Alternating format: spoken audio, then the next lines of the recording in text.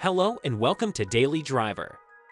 In today's video, we will be talking all about Lamborghini, the iconic Italian supercar manufacturer known for its sleek, high-performance vehicles. From the classic Countach to the modern Aventador, Lamborghini has a long and storied history of creating some of the most eye-catching and sought-after cars in the world. If you're a fan of Lamborghini or just love learning about luxury cars, be sure to stick around and watch the full video.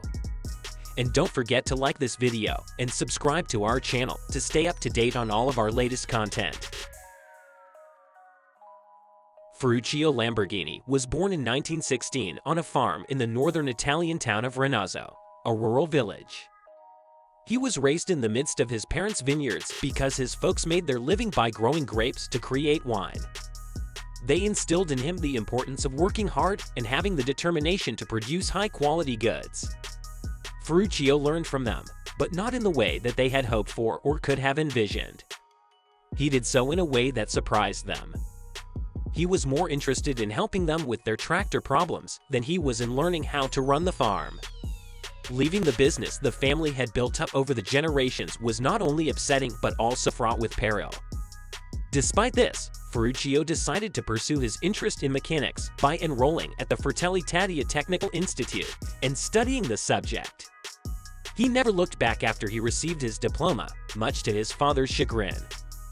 He started his education with a great blacksmith who taught him all of his ironworking and welding techniques at the beginning of his apprenticeship. However, it was not enough to win over a major factory, Cavaliere Righi in Bologna, whom he had his sights set on working for. During that time period, the plant was responsible for the upkeep of the vehicles used by the Italian army. Ferruccio was adamant and unyielding in his efforts, and as a result, the proprietor eventually agreed to give him a job. After reaching the age of 18, he left and went back to Renazzo, which was his hometown. Alongside his lifelong companion Marino Filippini, he established a workshop at that location. It wasn't until many years later that he realized it was the initial step in transforming his interest into an empire. Ferruccio's carefree existence was abruptly cut short when he was drafted into the military during World War II. After being conscripted into the Royal Italian Air Force, he was given the job of working as a mechanic at the garrison on Rhodes Island, which is located in Greece. After another 3 years, Italy finally capitulated. After that, German forces seized control of the garrison and drove the Italians out of the building. Ferruccio made the decision to remain, and he subsequently requested authorization to launch his own workshop. After another 2 years had passed, the Allied forces finally arrived. They captured everyone in the garrison, including Ferruccio, and took them all as prisoners. After recognizing his capacity for technical labor, they put him in charge of maintaining and repairing their fleet of automobiles. After waiting another year, they finally gave him permission to go. The early years of his life at home were everything other than happy and carefree. His wife, Clelia, died when she was in the process of giving birth to the couple's sole child, Tonino. Following that, Ferruccio kept himself occupied by working at his workshop, where he primarily repaired pre-war vehicles, including tractors, lorries, and other automobiles. But one day, his father sent him an urgent request, and it was this request that altered the path that his life would take. He said, "I need a new tractor." In order for Italy to recover from the war, the country's agricultural productivity really needed to be increased. However, in order to accomplish that goal, greater equipment was required. Ferruccio, who had previously worked on vehicles belonging to both the Allies and the Axis, made use of surplus military equipment by purchasing it and incorporating it into the production of new tractors. They were constructed with an old British Morris engine, which was then modified so that it could run on inexpensive diesel as opposed to more expensive gasoline. It was reported that they were more reasonably priced and forward-thinking than anything anyone had ever seen before. After some time had passed, Ferruccio established a new business that he called Lamborghini Tractors. Even though there was a market for his tractors, he needed additional funding to increase production. Therefore, in order to secure a loan, his father pledged the family property. Ferruccio and his father took a gamble, and that risk paid off in more ways than either of them could have ever thought at the time. Almost immediately after that, the business grew to become one of the most important producers of its sort in Italy. Ferruccio toasted his accomplishment with some of the best cuisine, wine, and cars that money could buy. He even studied a collection of luxury automobiles, including Ferrari, Mercedes, Maserati, and Jaguar. But not one of them was able to fulfill him entirely. Because the clutch on his Ferrari 250 GT consistently broke down, he was particularly dissatisfied with the vehicle. One day, he took the Ferrari in to be serviced at his own mechanic's shop. Ferruccio made the startling discovery that the clutch was an exact replica of one that was installed on one of his tractors. This did not sit well with him, given that he purchased the clutch for his tractor for 10 euros, whereas Ferrari sold the same part for 1,000 euros. After some time, he made the decision to inform Enzo Ferrari about the flaws that he discovered in his cars. In addition to the clutches breaking down frequently and requiring repairs, they were criticized for being overly noisy and uncomfortable to drive. Ferruccio tried to reason with Enzo, but Enzo waved him off and argued that the issue wasn't with the car, but with him.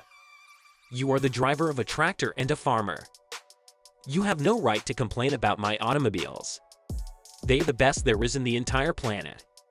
"Yes, I'm a farmer, but let me show you how a sports car ought to be," he answered.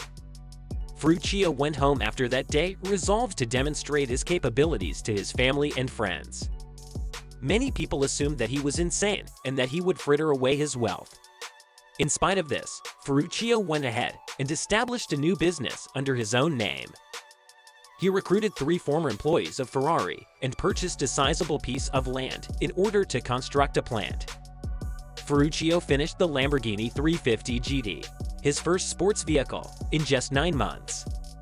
It included a V12 engine, a 5-speed transmission, 4-wheel disc brakes, and 4-wheel independent suspension, and it was hailed as a technical masterpiece. At the Turin Motor Show, where it had its world debut, it received acclaim from both attendees and reviewers of the show. Ferruccio demonstrated to Enzo and the other people who doubted him that he was not only a farmer but also a mechanical genius who was able to manufacture cars of a superior quality. Ferruccio's businesses in tractor manufacturing and sports cars did exceptionally well during the subsequent several years. He encouraged his engineers to explore a variety of design options when it came time to develop new models. Because of the way he commanded his crew, they were able to develop the 400 GT as well as a top-secret project called the Miura P400. It was the first vehicle ever produced with a rear mid-engine configuration, and it was designed from the ground up to compete in racing. Ferruccio, who was opposed to the idea of developing race cars, was not informed about it because it was kept a secret from him. He made the decision to continue pursuing the project after learning about it. It ended up being one of the wisest choices he's ever made in his entire life. The rear mid-engine configuration of the Miura established the standard for all high-performance vehicles when it earned the reputation of being the world's first supercar. After that point, Lamborghini Trattori continued its run of success and introduced several models that went on to achieve widespread renown, including the Espada, the Aliro, the Jarama, the Huracan, and the Countach. Since they didn't employ the components of any other sports cars, it was stated that this made them superior than the competition. And it was said that the Countach was the car that had been written about the most throughout history. Unfortunately, Ferruccio was unable to continue his success because he was forced to deal with a string of circumstances that were beyond his control. An agreement under which the company would have sold 5,000 tractors was scrapped. As a result of the loss, Ferruccio was obliged to sell both his tractor firm and 51% of his shares in Automobili Lamborghini. After that, the world stock market suffered a devastating meltdown, and the Organization of the Petroleum Exporting Countries instituted an oil embargo. The result was an increase in the cost of fuel, which in turn precipitated a crisis in the car sector. Ferruccio did everything in his power to keep his businesses afloat, and he was able to find purchasers for the tractors he had not yet sold. Despite this, he made the decision to retire earlier than planned and sold the remaining 49% of his shares in Automobili Lamborghini. However, he did not sell the heating business that he owned and instead passed it down to his son, Tonino. After some time, Tonino changed his focus to establishing a prosperous fashion and luxury business under the name of the family. In the meantime, the new owners of Automobili Lamborghini made an effort to reinvigorate the brand but were ultimately unsuccessful. Following that, the company was compelled to go through the process of liquidation. A few years later, the Italian government eventually decided to sell it, and they did so to two French billionaires for the price of $3 million. They planned to modernize the aging Lamborghini facilities and bring on board fresh engineering talent. However, they were unable to continue operating and were forced to sell the business to Chrysler. However, Chrysler was unable to turn a profit from its efforts to bring the brand into the United States. Therefore, they went ahead and sold the business to an Indonesian conglomerate. Even though they were more successful in making sales, it was not enough to protect them from the economic catastrophe that was occurring in Asia. It was around this time that Audi purchased the business and became aware of the requirement for a higher level of attention to be paid to the procedures and product quality. Lamborghini was able to respond successfully to the challenges posed by the 21st century and reclaim its position in the market as a result of their leadership. The introduction of the Gallardo, the Huracan, and the Urus SUV caused a surge in sales all over the world, particularly in the United States. Lamborghini achieved record sales in 2019, contributing to the company's current valuation of $11 billion. That wraps up today's video. We appreciate you taking the time to watch the episode today. We hope that you liked the film and that it was informative to you. We publish new content every 2 days, so be sure to check out our other videos and subscribe to our channel so you don't miss any of the exciting stuff that will be published in the days and weeks ahead.